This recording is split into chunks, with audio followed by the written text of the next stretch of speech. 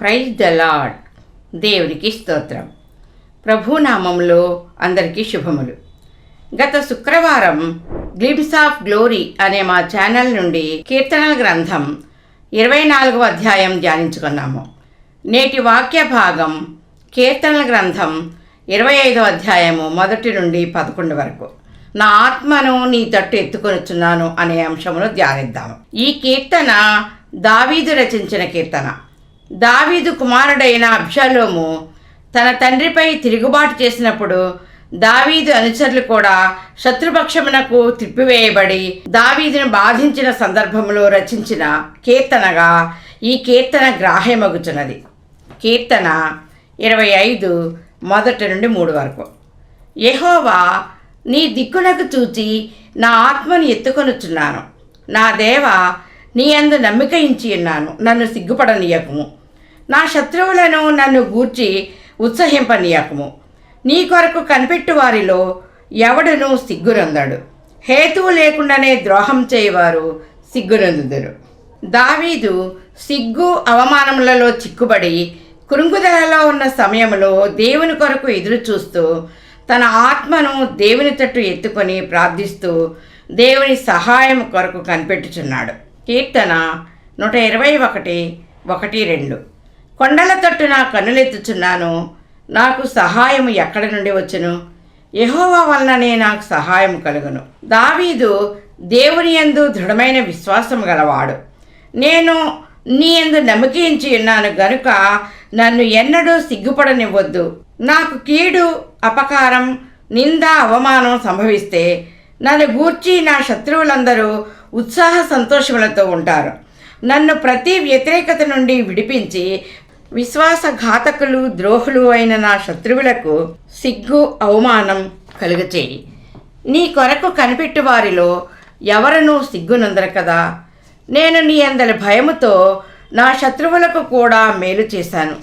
నీ నీతిని బట్టి నా నింద, అవమానములను కొట్టివేసి రెట్టింపు ఘనత నాకు దయచే తండ్రి అని దేవునిపై నిరీక్షణతో ఎదురు చూస్తున్నాడు.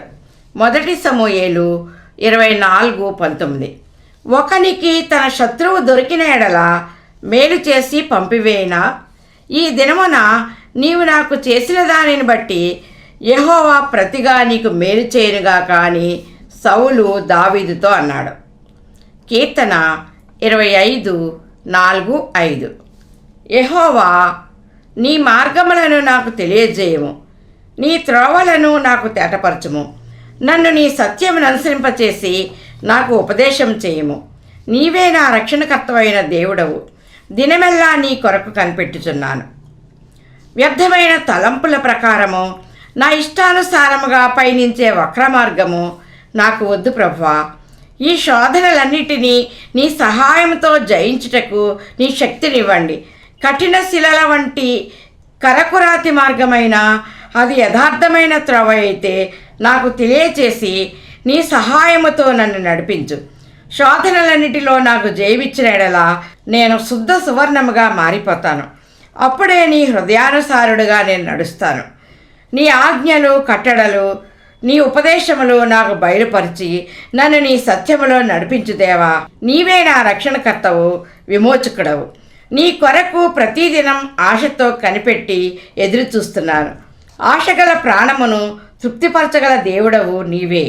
కీర్తన 25 6 7. యెహోవా, నీ కరుణాతిశయములను జ్ఞాపకం చేసుకొనుము. నీ కృపాతిశయములను జ్ఞాపకం చేసుకొనుము. అవి పూర్వము నుండి ఉన్నవే గదా. నా బాల్య పాపములను, నా అతిక్రమములను జ్ఞాపకం చేసుకొనకము. యెహోవా, నీ కృపను బట్టి నీ దయ చొప్పున నన్ను జ్ఞాపకములో ఉంచుకొనుము. యెహోవా, మా ఎడల నీవు చూపిన కృపను జ్ఞాపకము చేసుకొనుము. మమ్మును నీ స్వరూపంలో పుట్టించావు. నీ రెక్కల నీడలో భద్రపరిచావు. మమ్మను ఆశీర్వదించావు. నీ కృపచేత రక్షించావు. నీ సంరక్షణ చేత ఆత్మలను కాపాడుచున్నావు. నీ ఆజ్ఞలు, నిబంధనలు ఇచ్చావు. నీ కృపచేత యథార్థత, నీతి న్యాయాలను ఏర్పరిచావు. తిరిగి త్వరలో రానయ్యున్నావు. నిత్య రాజ్యమును స్థిరపరిచి నీతిపాలన చేస్తావు. మా ఎడల నీకున్న ఇట్టి కరుణ, కృపాతిశయములను జ్ఞాపకం చేసుకొనుము. ఇవి మా పితరులైన అబ్రహాము, ఇస్సాకు, యాకోబుల జీవితాలలో అధికమైన కృపాతిశయములను, దయా సంకల్పములను, నీ దీవెన ఆశీర్వాదములను చూపి సంరక్షించావు. నా బాల్యకాలపు పాపములు, నా దోషములు, నీ ప్రేమను బట్టి నన్ను క్షమించు. నా అతిక్రమములో నీ సన్నిధిలో పశ్చాత్తాపంతో ఒప్పుకొని విడిచిపెట్టాను. నీ కృపచేత నా పాపములను పరిహరించి వాటిని మరిచిపోయే దేవుడవు నీవే. నన్ను మాత్రము నిత్యము నీ జ్ఞాపకములో ఉంచుకొనుము. కీర్తన 25:8-9. యెహోవా ఉత్తముడును యథార్థవంతుడునై ఉన్నాడు, కావున తన మార్గమును గూర్చి ఆయన పాపులకు ఉపదేశించును. న్యాయ విధులను బట్టి ఆయన దీనులను నడిపించును, తన మార్గమును దీనులకు నేర్పును. దేవా, నీ యథార్థత ఉత్తమత్వమును బట్టి పాపినైన నన్ను క్షమించి నీ ఆత్మతో నన్ను నింపు. నేను నడవవలసిన మార్గమును గూర్చి నాకు బోధించు తండ్రి అని దావీదు నలిగిన మనసుతో బహుదీనుడుగా దేవునికి మొరపెట్టుచున్నాడు. నీ నీతి న్యాయములను బట్టి దీనులను నడిపిస్తావు. యెహోవా మహోన్నతుడైనను, ఆయన దీనులను లక్ష్యపెట్టును, దీనులను లేవనెత్తి తన రక్షణతో అలంకరించును. దేవుడు తన చిత్తమును, నడవవలసిన మార్గమును దావీదుకు తన చెయ్యి పట్టి నడిపిస్తూ నేర్పిస్తున్నాడు. కీర్తన 25:10-11. ఆయన చేసిన నిబంధనను, ఆయన నియమించిన శాసనములను గైకొని వారి విషయంలో యెహోవా త్రోవలన్నీయు కృపాసత్యమయములై ఉన్నవి. యెహోవా, నా పాపము బహుఘోరమైనది, నీ నామమును బట్టి దానిని క్షమింపుము. దావీదు దేవుని భయము, పాపభీతి గలవాడు. ప్రతి సమస్యకు దేవునిపై ఆధారపడి ఆయన చిత్తానుసారుడుగా జీవిస్తూ విడుదల పొందేవాడు. దేవుని ఆత్మతో నడిపించబడి విధేయత చూపేవాడు.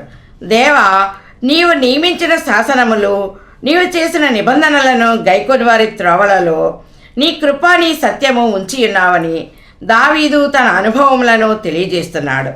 అతని సరళమైన మెత్తని మనస్సు ఊరియా భార్య అయిన బత్షెబతో చేసిన దేవునికి హేయమైన పాపమును గూర్చి దావీదు హృదయము తనపై నేరారోపణ చేస్తుంది.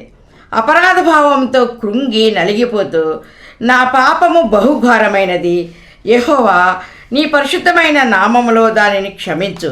నీ వాత్సల్య బాహుళ్యం చొప్పున నా అతిక్రమములను తుడిచివేయి. కీర్తన 51:7-12. నేను పవిత్రుడనగునట్లు హిస్సోపుతో నా పాపం పరిహరింపము, హిమము కంటెను తెల్లగా నుండినట్లు నన్ను కడుగుము.